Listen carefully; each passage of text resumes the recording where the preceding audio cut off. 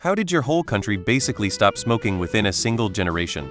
A lot of targeted legislation pulling in the same direction, which required cooperation among politicians.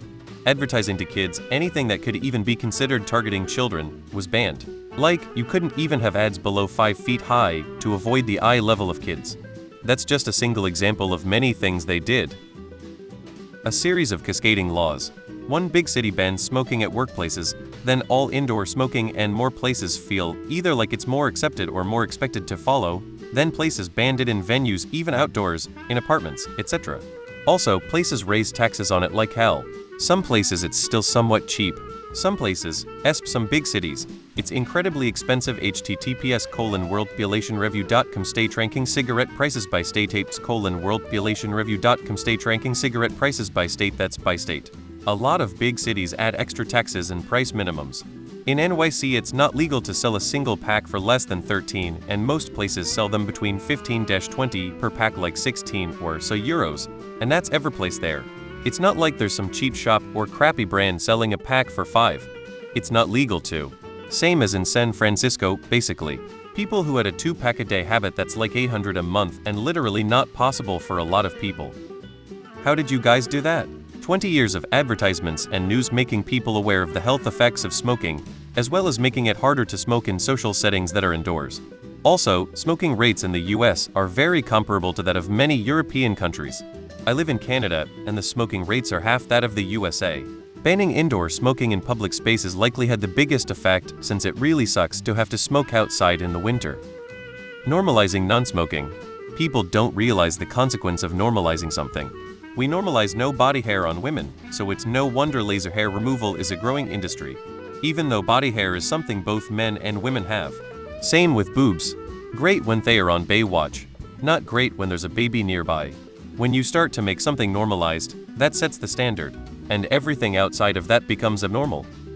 Ads like the lady smoking through her throats u2.ogbs h-back asi equals igral w ti lb texts were pretty effective.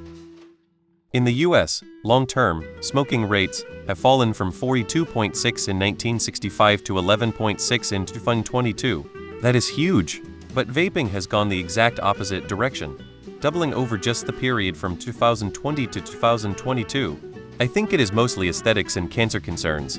No combustion, much lower cancer risk, and it doesn't make your office, home, car smell like ass. DARE and other organizations lumped cigarettes, drinking, and hard drugs into one basket, then blasted how evil it was for like 2 decades. That and being exposed to smokers made a lot of children go, God, they stink. I don't want to smell bad when I'm a grown-up.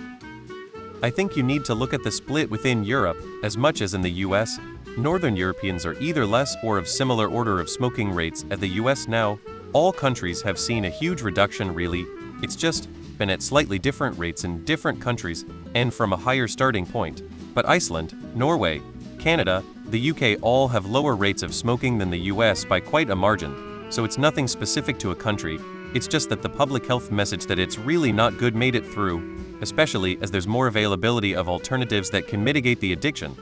Heavy taxes, regulations, education, and most importantly, shame. We convinced pretty much everyone that it's not just unhealthy, but outright gross. Gross stuff makes you an outcast, so you convince kids it's gross and they want nothing to do with it. Plus, other drugs have much more interesting effects and have the cool factor still. They made it illegal and expensive, coupled with advertising and campaigns about how harmful it is. In Australia, a pack of cigarettes that would cost like 2 in other countries costs 40 here because of taxes and excise. It's also illegal to smoke in most public places, especially indoors. Smoking is banned in pubs, bars, restaurants, cafes, etc. It's illegal to smoke in your own car if you have kids in the car. And because of decades of comprehensive quit campaigns, everyone knows exactly how harmful it is to you, including packaging laws where cigarette packs contain graphic images of health issues associated with smoking. People just move to vapes. Banned in all public indoor spaces. It soon loses its luster and cool when you have to step out the bar for a quick smoke and come back looking like a drowned rat. Pharmacy assistant here. There are still plenty of smokers out there. Don't be fooled. A lot of us saw our loved ones die horrible cancer deaths. This gapes:*n.wikipedia.org wiki Jeffrey Wiggin set the whole thing in motion. Society's views on anything can easily be changed by the media, especially mid and long term. Smoking restrictions, prohibition of public advertising, becoming aware of health risks, imposing expensive taxes on tobacco products. Now people have found other stupid ways to ruin their health. The changing legal environment, taxes and public education played a big role, for sure. Also, Gen X was the first generation in America that observed their grandparents dying of tobacco-related illness in large numbers. I would be insane to pick up smoking after watching my grandfather lose his retirement years to emphysema. Death was a kindness for him. We got fat instead. Seeing half of your family, the smoking half, all have debilitating illnesses and strokes and heart attacks makes an impression. I still smoked for a long time because of addiction and all, but kicked it. When the subject comes up, I always tell my kids that nicotine is one of the hardest drugs to quit. That, coupled with the extensive campaigns in their schools, gives them a chance to avoid it. All that said, my kids' high school is full of kids who vape, so I'm not sure the work is done.